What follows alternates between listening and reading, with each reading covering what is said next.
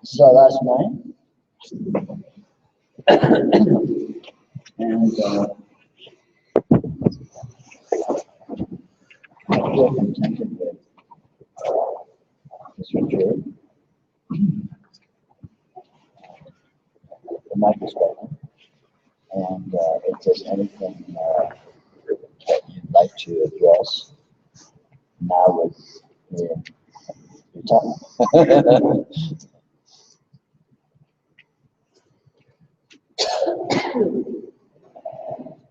I hope you found this interesting or stimulating or entertaining or in some sense. That might happen. Argue.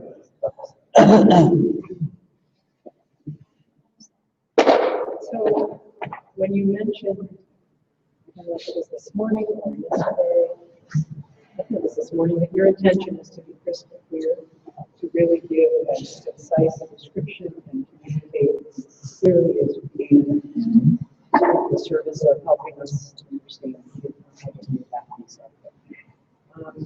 That seems incongruent with what you said before, that the words don't really mean much. The words are kind of just the surface. I know. Funny. Funny issue. It may be a commentary on the relationship between intentions and action. Okay.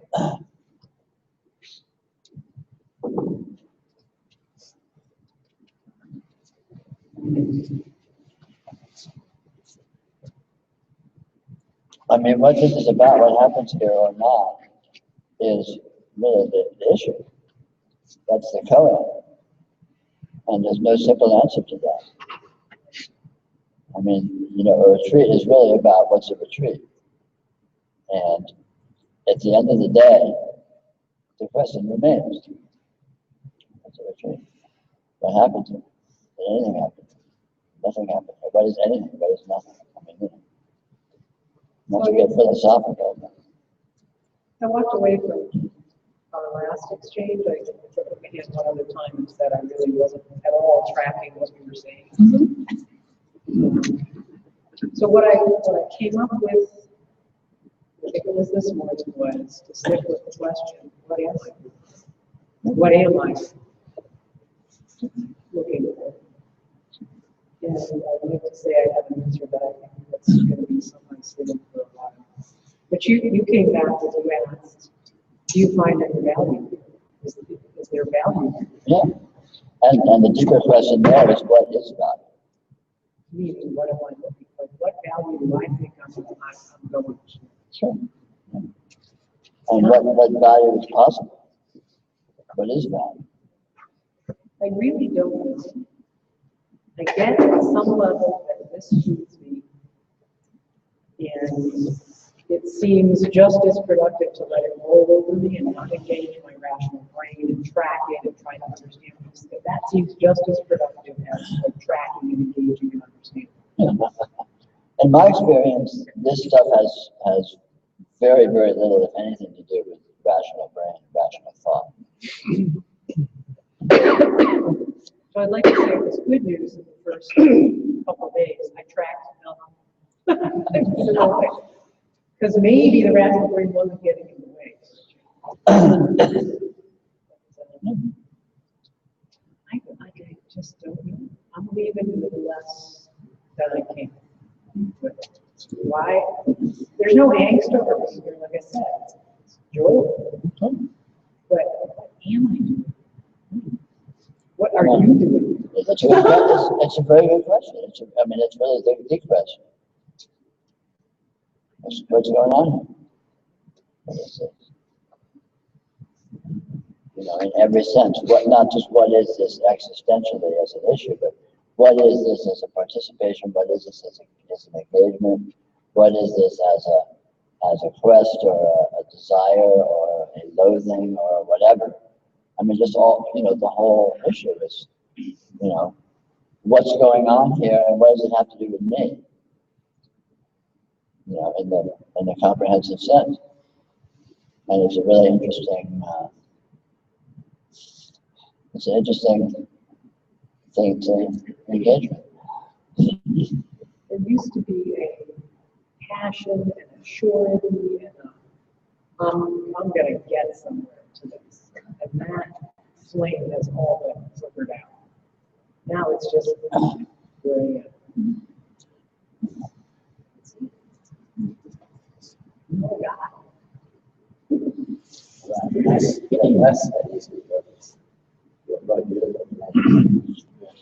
Less is more. Less is what? Less is less. More is more.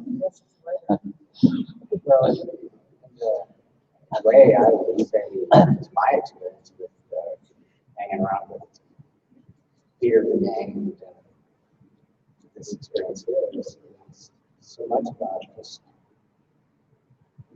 notions and stances and all sorts of things that seem to just fall away. They just, I don't even see them go. They're gone somehow. And I know it's not important. It's not anything. And that has become kind of sweetness.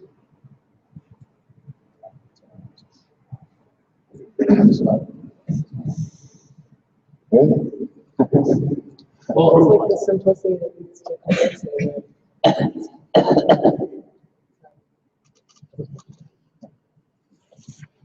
Can I say how much I enjoyed myself in the true sense of enjoying this, because this is myself. There are no questions, just constant answers. That is just so sweet and beautiful. And it's such a gift that this is always here and never goes away.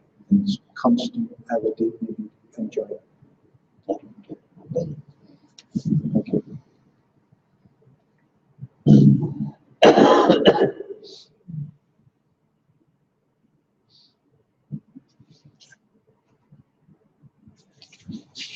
For me, over the years, I've noticed that seeking to follow my privilege and self-assessing is less and less.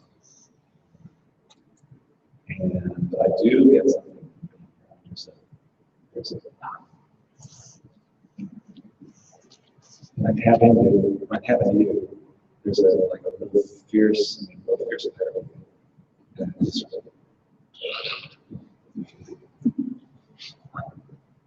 It's clear as the thought, so I mean, it's I'm a bit of a junkie.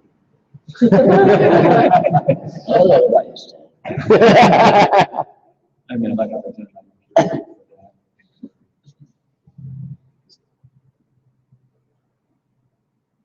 I'm not becoming more to see the outrageousness of experience and nothing.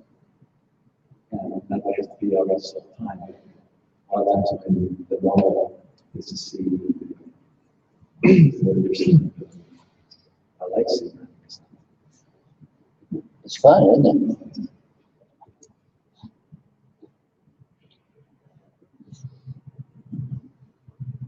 And the value of seeing that the normal things that I normally think of as being problems are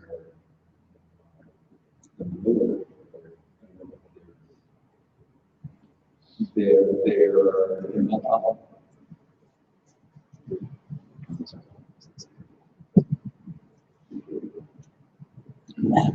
No problem.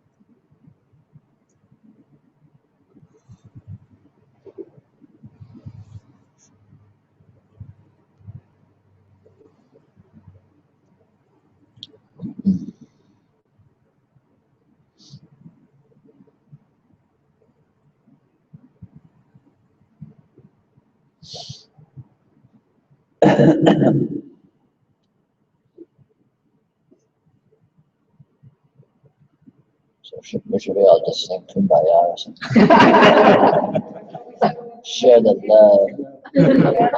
I thought we were singing. Right? That's why I was here. I know, I like singing. right?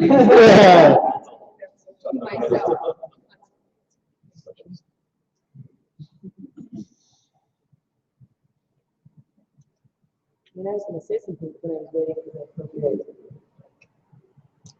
moment. And suddenly Peter said something that was like, oh, that was the appropriate moment for something to arise. But this has been an interesting time for me because, Could you speak up just a smidge? yeah, I'll try. I'll try. It's been an interesting time for me. I came to this sort of by myself, quote unquote, by myself for the first time without my significant other. And so in that way, it was a challenge for me to get out of normal modes or ways of orienting towards the experience of the retreat or being somebody a little bit different, which is like a really fun part of it, and it's working out and it's exciting. And it's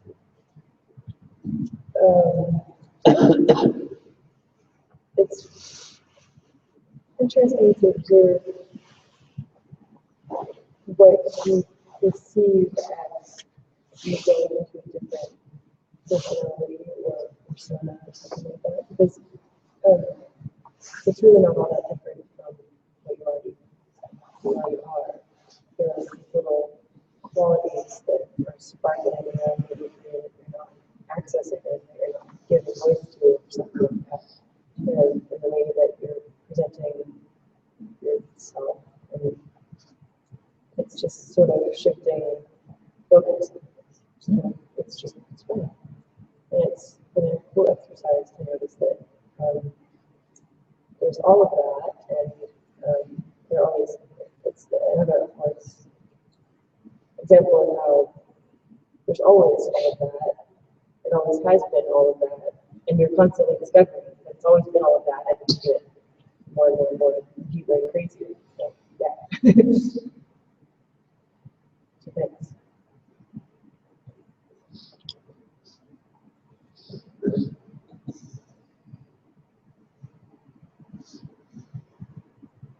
I'm very ambivalent about doing these things. Why? Huh? Why? It's not my nature. It isn't, well, I'm ambivalent. Leave it at that. I'm ambivalent because I'm ambivalent.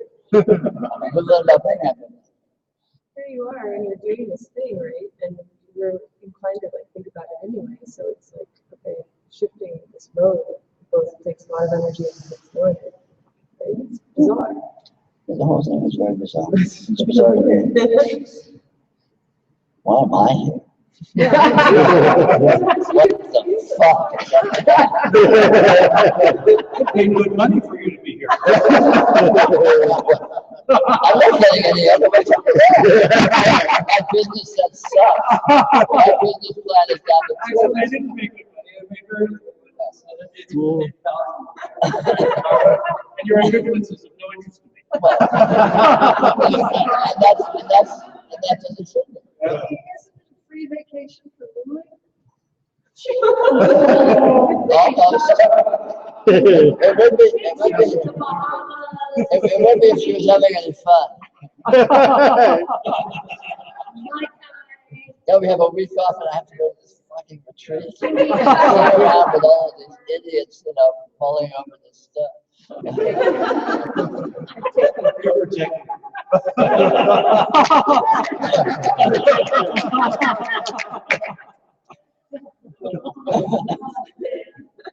Tell us what you really think of us.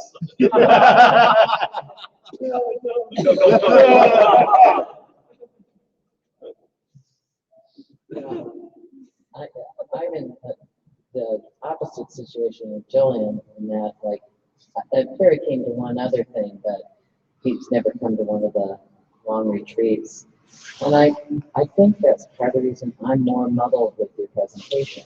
Because he's been coming to half, and the other half he's like asking me about. And it's like, it isn't, I usually, I don't have to explain it to anybody. I might just talk to somebody after one of the talks during the breaks. And so it's not a big problem, except for it's like, wow, it took 3 years or whatever to go to these retreats, and it's like I can't really articulate what the draw is for me. There is a draw, and I know that my life is lighter, I guess. That it's like I use that more in other things a lot, and stuff is really overwhelming me. I'm like, oh, there's so many things that I pay attention to. I don't have to pay attention to where I can sure they pay attention. I can't really, it's like I like being articulate. Just like you, I have this desire to like be able to explain things to people. And so it's frustrating when I can't. So, but I think that some of it just has to do with, having someone who isn't, I think the seeker thing is like a glitch in the matrix or something. I think the kind of people who like want to come to these kind of things all the time, it's like, it's for me, it's very deep seated, and I can't really remember a time that it wasn't there. And I think it's calmer, like what Sam was saying. I think it's calmer, but it's this gnawing all the time. How I was like built. Anyhow, I don't know what the point of that is, except for that it is different when you're here with somebody than when you're not.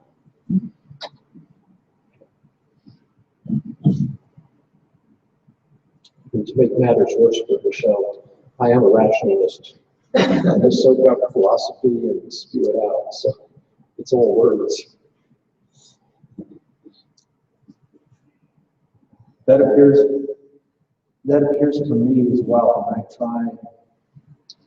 I think I'm trying to share this with my wife. I'm absolutely the same as a person.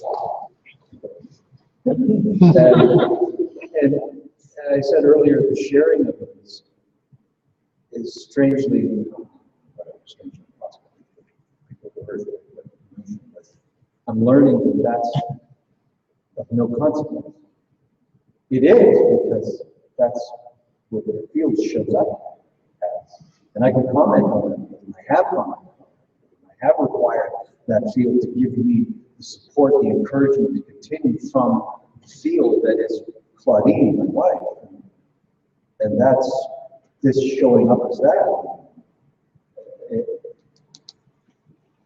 The expectation, I think, that the expectation, that's it. Once the expectation is there, there's well, now you're starting to tell what it is. So to share it with the one that is supposedly the most dear, the most compassionate, the most symbiotic. And to have that be absolutely not shared is a weird thing. That's the way it shows up. And my notion of sharing, you can have fun with that too. It's not easy. I mean, that's what it appears to me as a. You have anything that is that? I'm in that boat. I mean, sharing this is the most bizarre dance. Yeah. Because you can't do anything well, and you can't do it. Yeah. You know, and so there's always just this bizarre paradox. You know, it's like this retreat is stupid, and it's not about anything, and nothing has happened, and yet it's inconceivably profound and inconceivably essential. And you know, how do you make sense of that? What do you do with that? Yeah. You come home from a convention, you can say, yeah, I learned how to make more sales, so we're going to make more money. So or I learned how to work on our marriage better. That's not this. Although it may show up. That may indeed be part of it. That's certainly not the end.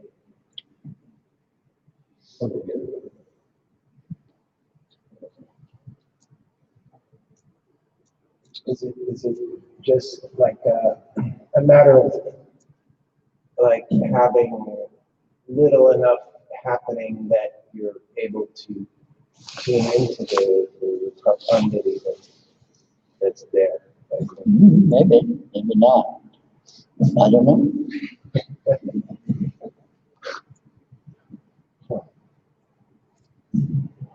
Kind of think of it as a big Shakti fest. What do you mean? You know, sometimes I slept through so much. And I was like, I told people, you know, the way I tell whether somebody's a good spiritual teacher or not is they don't put me to sleep. They're not the real No, thing. I like it. You've got the melt into the hot tub approach to spirituality. Yeah. You know, and that's very viable. It's very, you know, hey, go for it. I respect that. I sort of understand a little bit what Henry was saying. My daughter thinks I'm cold. My son, you know, has been in Buddhist since he was age 16. He's very into practice. He's in a cult. I don't know, I think Peter's from New England. But the thing is that I myself, you know, was never, not a postgraduate, but a lot of the people here that I've met, you know, have all kinds of different spiritual traditions, read a lot of books and all that. And I'm more like, you know, Jillian's side, it just came to it. But the main thing is, what comforts me, or you know, what makes me be able to relate to my daughter or to my son, is that I've always known this. This is nothing new, and they know it too. And maybe they're not recognizing it in the same way, but that makes me, you know, it's a relief, or a, you know, I mean, in the Christian sense, my daughter's saved. No, that's what Christians do. That's what they do. You know, I wasn't practicing Christian, and they do want everybody to be saved. Yeah. And you know, well, shit, they are. Yeah. Hallelujah! I like to say that's a different service.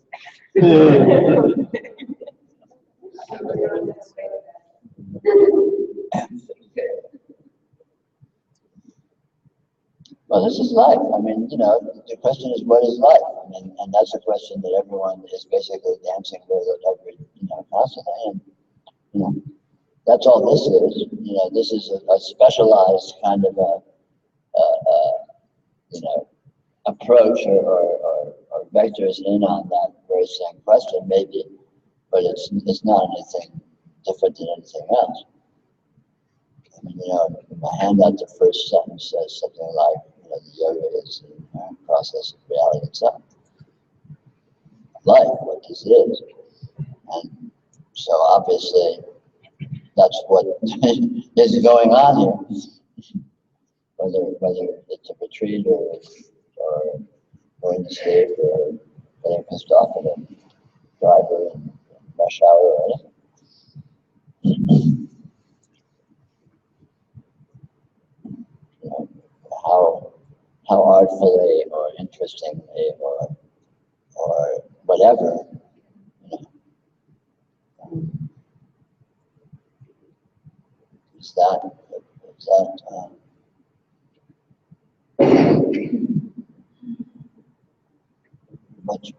what is this? What's going on? I mean, that's the first question and the last question.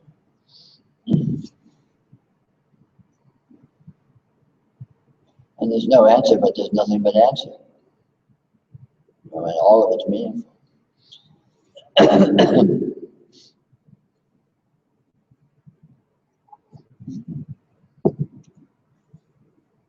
Life is its own answer in a non-trite sense, in a non-trivial sense.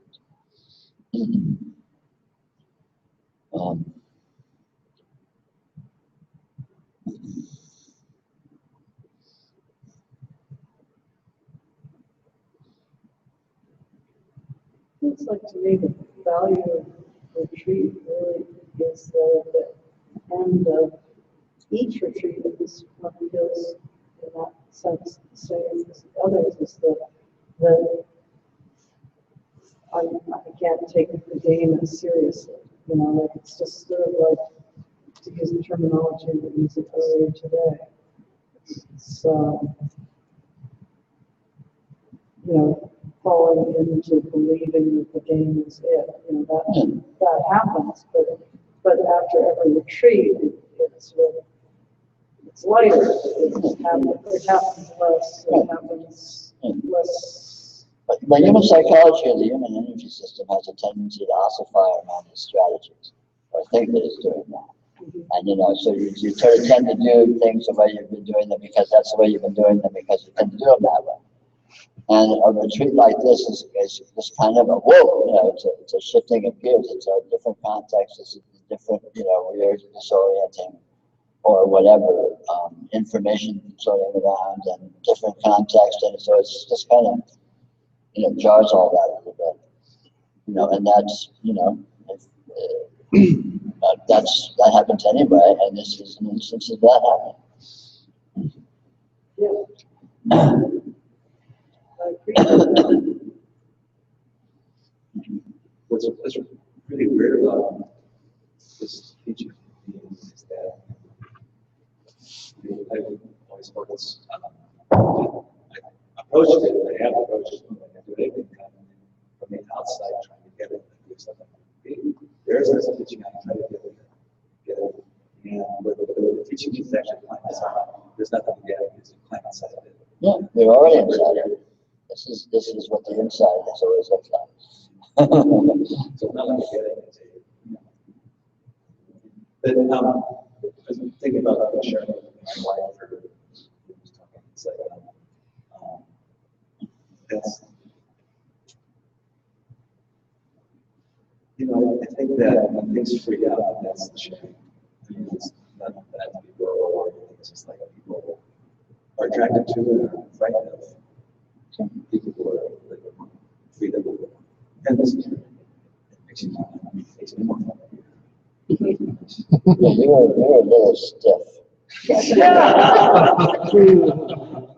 too quiet. All right. Not to make you fun, but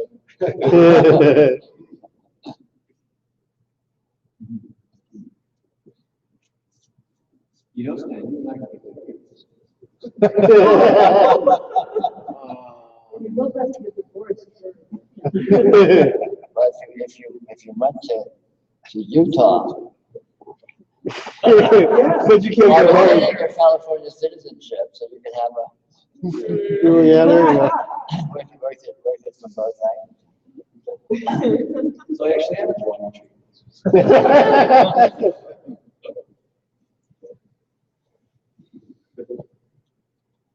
Any questions? You know, how do you spell radiance? You know, technical issues. These people and whoever's listening has probably heard this more times than you could know. But in the process, if there was a process, a process,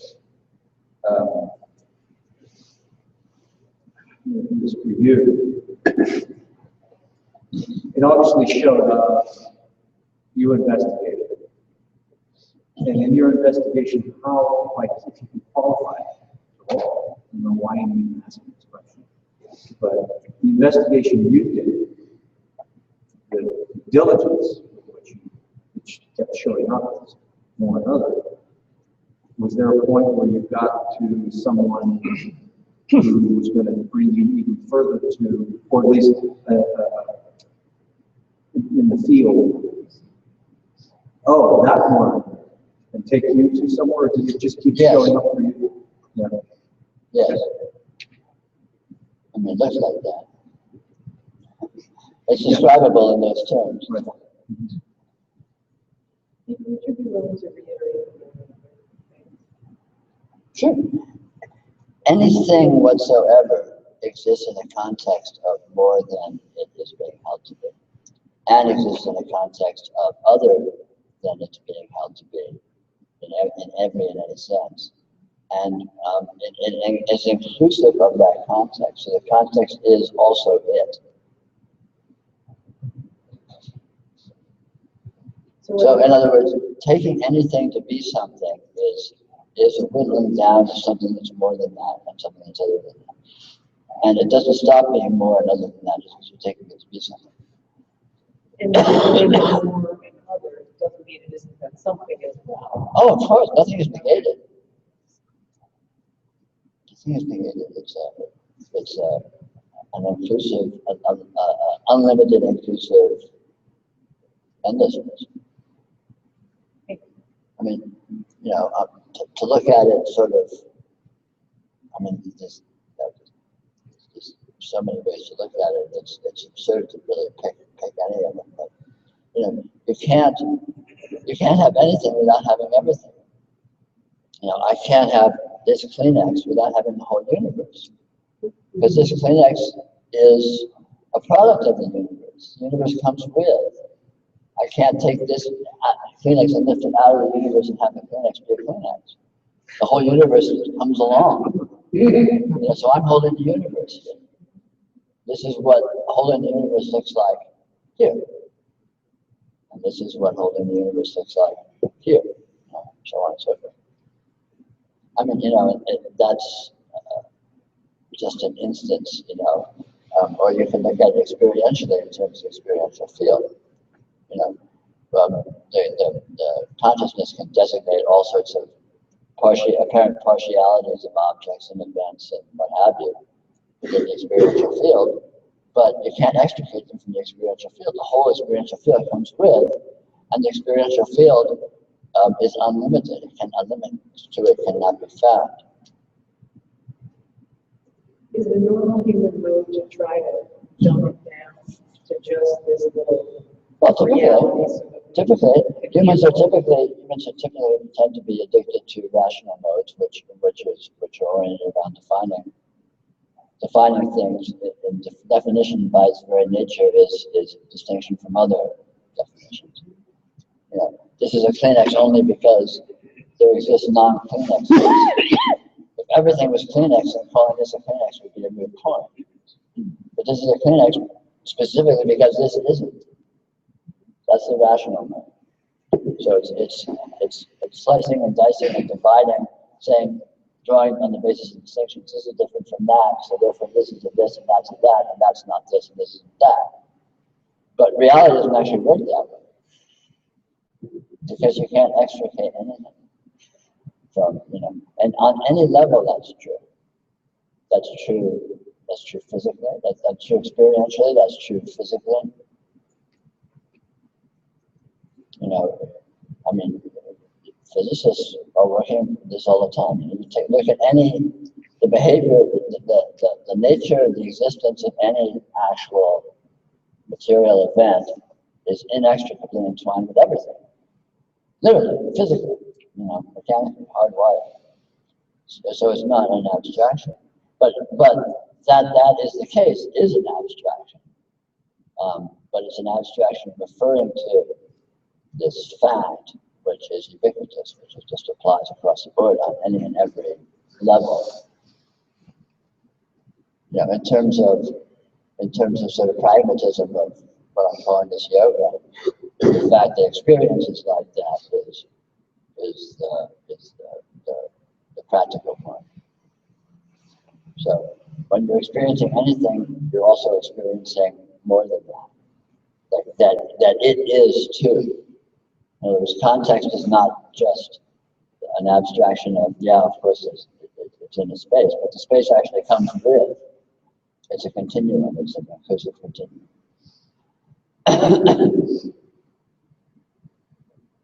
So more and other is an antidote to the notion that it isn't the case. More and other is an antidote to the notion of discrete, unique, entityness. It's like a bit of inherent. Yeah, exactly. It's an access, it's a principle that gives you a conscious and an obvious access point to that. Because if I know what this is, but everything else comes with it, I get to a point where I just, I just don't, I can't sum it up anymore. And so you get to unknowing very rapidly. Or you can just start with unknowing right off the bat. Here's this and what's that? But any way you approach it, you end up in the same place, which is the nature of it. And that's the interesting point. Primarily because it's actual. It actually is like that, number one. And number two, in our normal, conditioned mode of thought, we may not let ourselves be aware of that. Even though in actuality, that's how we function and what we are. Yeah. Okay. So here's my rationalism. So on some level, I do well appreciate that the glass of water and the tissue are part of everything, and we won't really spiritualize it. They're part of God. But if you're thirsty, you got to know the distinction between the two. Reach, and go for the glass of water, and if your nose is running, you probably got to, it's the usefulness of the distinctions which end up making my life better in a very significant way. But that's all rational, not the. It's all part of the work. Well, it's not simply rational, it's practical, as you say. And I have no problem with that. The point of emphasizing the inclusiveness is simply because it's not usually acknowledged. We're all very familiar with the differences. And typically, in terms of what most people put their attention on, we're less aware of the inclusiveness. And there's an implication in that, a profound implication in that, which is not just abstract, which is not just theoretical or an interesting philosophical point. I mean, that has a practical utility as well as the distinction has a practical utility. I mean, not blowing my nose in the glass, because the Kleenex is less messy to blow my nose in. It makes sense. It's useful, but there is a usefulness in seeing the way in which they are one and the same that is not, let's say, normally acknowledged in most human modes of functioning or relating to each other. So it's kind of a remedial emphasis. It's not that the distinctiveness is not there, but we're already very, very, very familiar with that. Yeah. So I mean, that's sort of where I think the confusion comes in, is knowing when to invoke the more holistic Well, they're both, in actuality, they're both evoked all the time. You can't really be doing one or the other. You're always doing both. And noticing that gives you a different perspective. I agree with that. It's 100%. It's like, I'd like to ask a question about if the paradigm that I used to really read into when Tim Golf, I used to play a lot of tennis, and Tim Golf was looking at when tennis came out in big rage. People were talking about self-one, self-two, self-one, you're trying fails, but awareness of what has cures. You have a natural way of trying, this thing that tries to control it, that gets all self-conscious, ties everything knots. And so the whole idea was to quiet this by parking somewhere, which is sort of like more okay, well, you look at not something concrete, like instead of judging where the ball goes and the net, how far the things go. Speed, give yourself some measurements so get the rational mind parking somewhere, so that the natural thing can come through. And basically, it was very, in that paradigm, it worked quite well and very interesting, but at the same time, it's this hatred of self-one, hatred of trying, hatred of self-consciousness, hatred of this feeling of mind, even though the experience is trying to manipulate and it sort of gets in the way. I don't operate with that anymore so much. But I know that we talked about last retreat, so I'm just leaving that. Film the lives and come back to my house because they get parents and stuff like that. They join the video like that and what I'm doing for the design is the blah blah blah blah. But as long as you can kind of address that because that's a spiritual. To see that as a dichotomy in any sense is inaccurate. Is there apparent rationality? Maybe, sure. Is there conscious thought and distinction? Maybe, sure. Is there identification and ego? Maybe, sure. Is there open, continuous experience of the inclusive experience of the field? Maybe, sure. So on and so forth. So, you don't need to play favorites. You don't need to keep score. You don't need to say this wins and this loses. All of these, you walk into the kitchen and you open the drawer and there's knives and there's also spoons. It's like, oh no, not knives. Oh no, not spoons. It's like, but you use the spoon when it's appropriate, use the knife when it's appropriate, use them both. And if you need to drive a nail, you grab the heaviest spoon and use that. or whatever. I mean, analyzing that there is two things is itself a fiction. And the notion that it is an enemy, that there is an enemy, is itself a fiction. What is it, that fiction?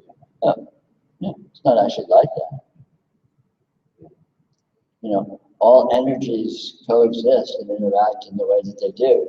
That's that. Everything that's on the table is on the table. You don't need to play favorites or judge or score or something. You can, and if that's on the table, then that's on the table. And then it gets, in terms of practicality, pragmatics, it gets down to your artfulness and being able to be with them. It sounds like this approach is a kind of a suggestion of a certain degree of artfulness from within its point of view. To a degree, you get to the point where all these tricks can work to a point that the closer you get to this natural flow, you don't cross over. And when you had what he had to do was join what it was, that divine recognition or what he had to get some sort of voice that was playing kind of part of his mind and hand, so that that it was sort of like a I don't want to bring it into such a I think it common seeking. Sure. Yeah, but all of these devices are inaccurate. None of them actually are that.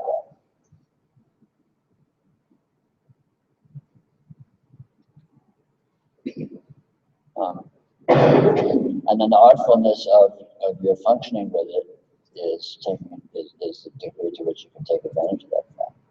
The degree to which you can participate in ambiguity, participate in they're different and they're the same at the same time.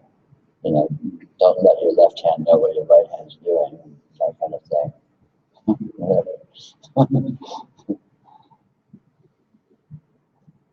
I don't struggle with light. Sorry? I don't struggle with light. I don't struggle with sound. I don't struggle with feeling, touch. I don't struggle with feelings until thought shows up. I struggle with thought all the time. And it's light. Yeah. But I don't see it as light. I see it as my thought that I'm struggling with. Right. Which is all. Well, thought is struggle. That's why it feels like struggle. Yeah, because it's something that I'm supposed to be able to turn thought into a different temperature. Like I can turn the sun from a 55,000 degree Kelvin to, it should be a little warmer today. Yeah, I mean, the Joshua tree should look different. Have fun with that. So with my thoughts, I think they should be different. Yeah. Why is thought struggle? In pragmatical terms, Because they seem to but just in terms of a very simple rule of thumb, just assume you're a total whack job, assume you're a psycho, and rid yourself. I'm a psycho. Now let me get on with the business of doing what I do. And then all of a sudden it's not a problem. Well, of course I'm nuts because I'm nuts. Oh, okay. That explains why I'm nuts because I'm nuts. Oh. And then, okay, now what? Given that, then what? Well, that's exactly. Given that, it's like you don't need to keep back and trying to worry about that. Just like, okay, write it off. It's like, check that off. Okay. Check the box. Yes, I'm a psychotic. Okay, cool. Now, what's next on the list? You don't need to hang out at that point. And if you do hang out at that point, it's because you're crazy. And that's checking the box so that you move on. Yeah, because they come from the inside. There's this ingrained, this insidious notion that they're mad. Well, we're all familiar with this, of course. I mean, this is human experience. Welcome to, insanity.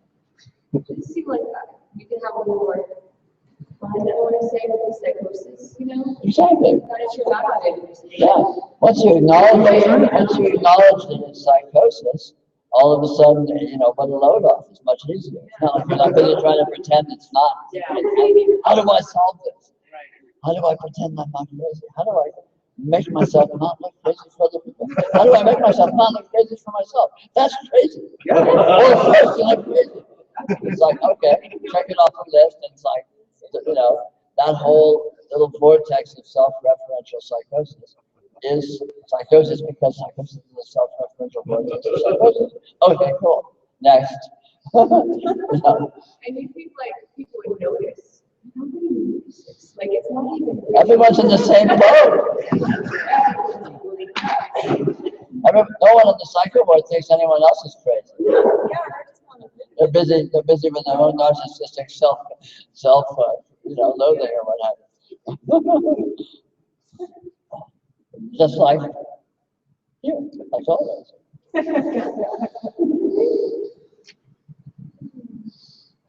But I mean, in theory, that's a can of worms. But of course, because it's crazy. But in practice, I find that really useful.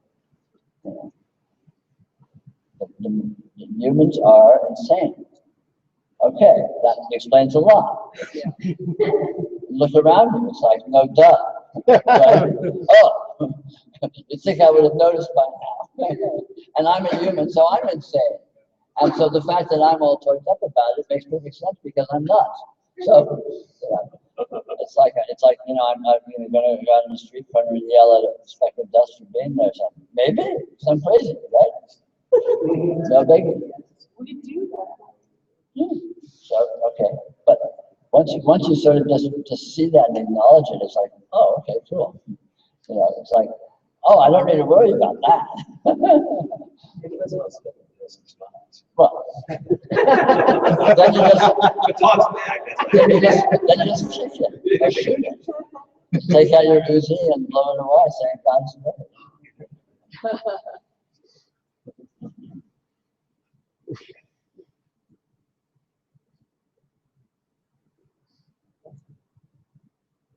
But whatever you do is a non-issue because you're crazy. And then, okay, great. So that's nothing to explain there. No problems here.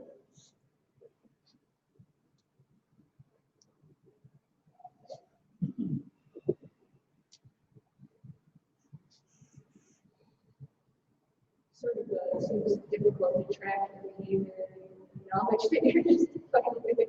Of course, but it's impossible to track your behavior anyway. Yeah, it just makes it Yeah. I mean, the question would be, am I doing this right? And then the next question, or that thing, what is this? Right. But And all of that is just insanity. And so there you're off and running and checked off the box and, okay, what next? While I worry about this issue, you know, what's for lunch? Where's the bathroom? You know, do you want any gas in there? my nose would be honest. But I mean, a cat. And I'm not a cat, but I have an image of a cat. I have a conjuring of a cat. You're crazy enough to think you're a cat, as far as I know. But I mean, a cat does not walk up to tissue and drink it. And yet it doesn't, I assume it doesn't have a future. It doesn't have, like if I say to a dog, park in 5 minutes, all it's heard is park. So time is an issue, I get it. But that's the picture I'm painting to help them. So that just is happening anyway.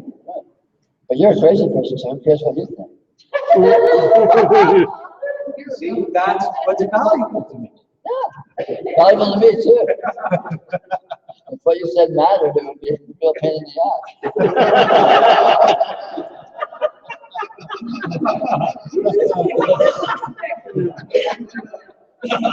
I can respect everyone. Balance it out.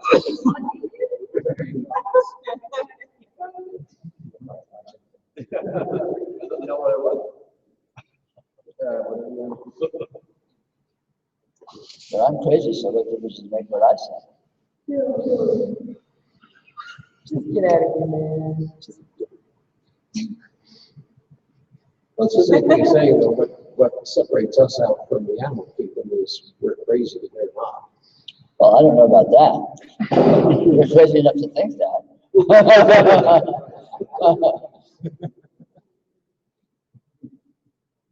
But really, the truth is, most cats, with barring any brain damage, do their cat thing pretty well.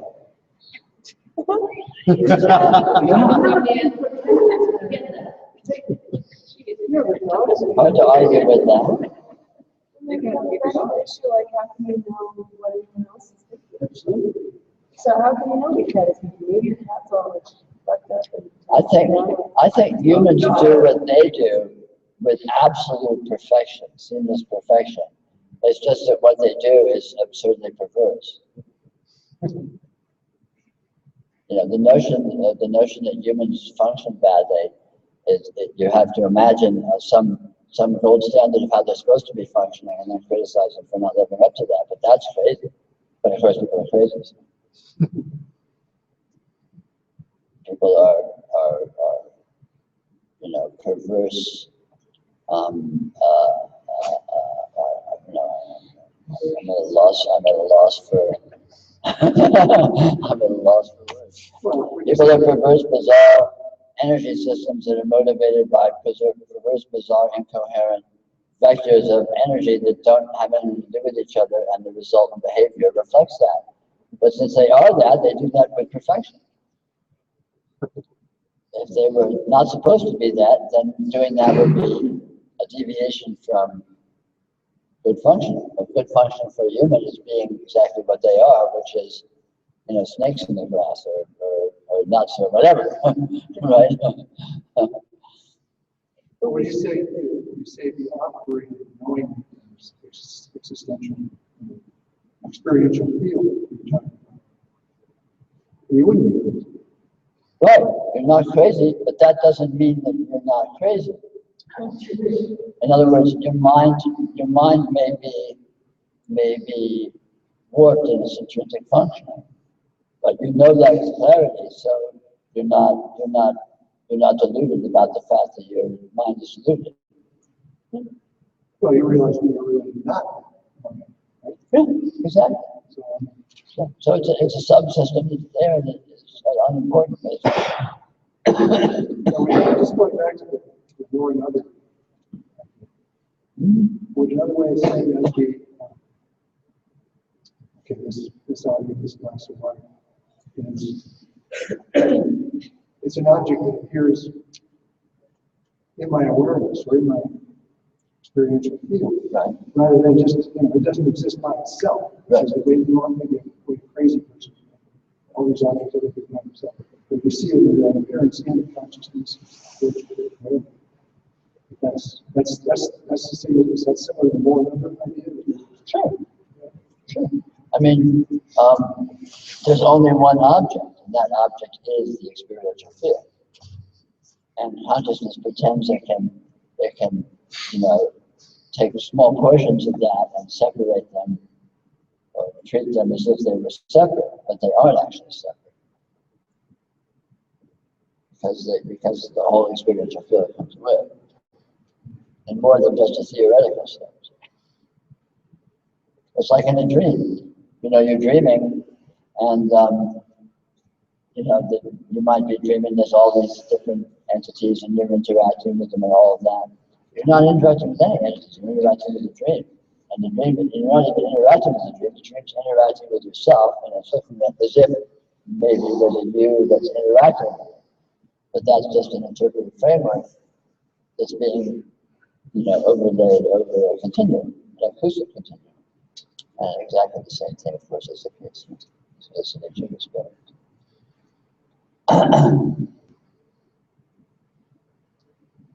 So when people come to me, I mean, this is true for me too, it's like, I'm interested in my unique form of craziness, my unique suffering, my unique, way I don't understand. And then I have some gold standard that, it's shifting all the time, but, there are these gold standards, how I should look, how I should dress, what I should weigh, how I should think, how much money I should make, all that kind of stuff. It's like, we're bathed in it, and I can't, most of my patients, and some have a sense of humor, if I said, well, you're just crazy, don't worry about it.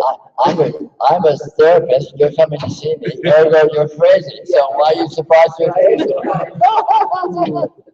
But people are really interested in how to deal with their unique, because they're out of the flow, they're like, out of the flow of their lives, out of the flow of they're thinking they're out of the flow of their lives. Right. But that is the flow. Right. But they're imagining it's supposed to not be like that. Right. And that's crazy. Right. But then they're crazy, so. Right. Yeah, it just seems like if I said something like that, it would seem quite facile, Well, it is facile in a way, but it's profoundly true.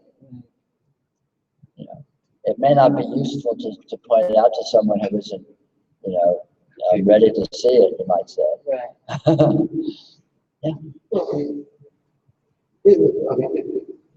Everyone in this room, I guess, gets it. Everyone is in the flow all the time. But it's also, especially in our world, I think the two other, really what they're looking for is some modicum of happiness, and effectiveness. Sure. Plus we can flow. Sure. So I think the in the flow, you need to put that out to them. But it's really the other two areas that need a little work. Sure. But generally unhappiness comes from defining happiness badly. For example, and not being in the flow comes from defining being in the flow badly. When you discover that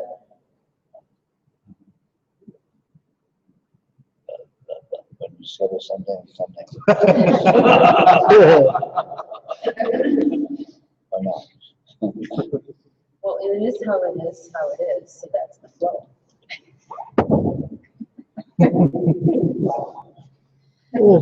Up here.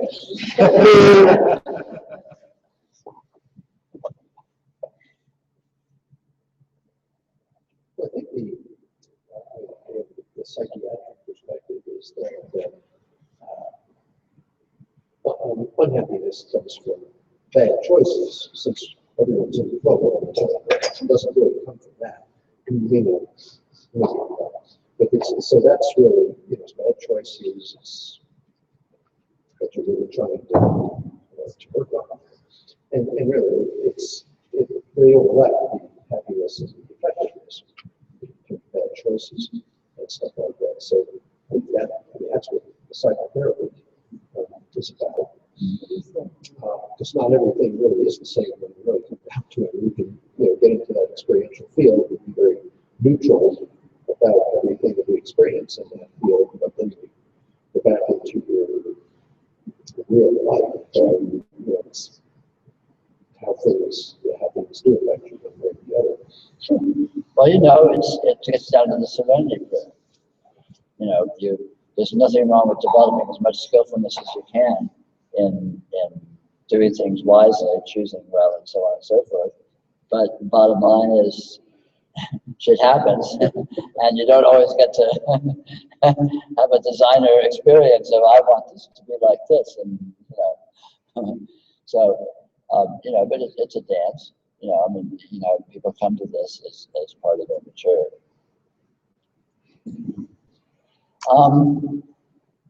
Is it party time yet, or is it just Are you guys sick of this shit? You're not sick of it. You're perfect. You're crazy. Well, I had a question that I've never asked you, which is, what was it? You've said that after the cancer you had your it came to full fruition, relatively full fruition for you. Yeah. So what was the difference from before and after? What was it like before that? And what shifted? A subtle unconscious sense of difference versus an absolute inclusiveness.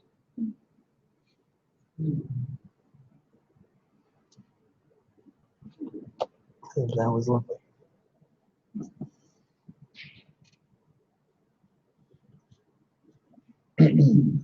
I'd just like to state for the record, in case she hears this, my wife is right.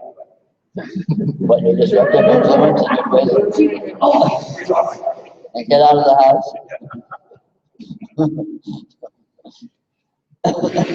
Well, anyway, thank you all for coming. I hope you found this interesting or enjoyable or useful or entertaining or not. And tomorrow I will be here after breakfast. It's supposed to be at 8 as usual, I expect, I hope. I'll be here at 9 for a brief meditation if you feel like joining. If it's convenient for you to leave early, by all means do so, whatever. And enjoy yourself. Or not.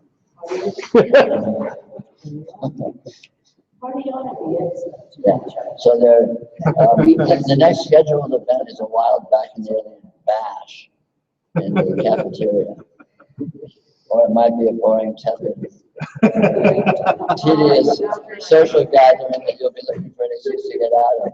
But that's up to the skill of your defining abilities.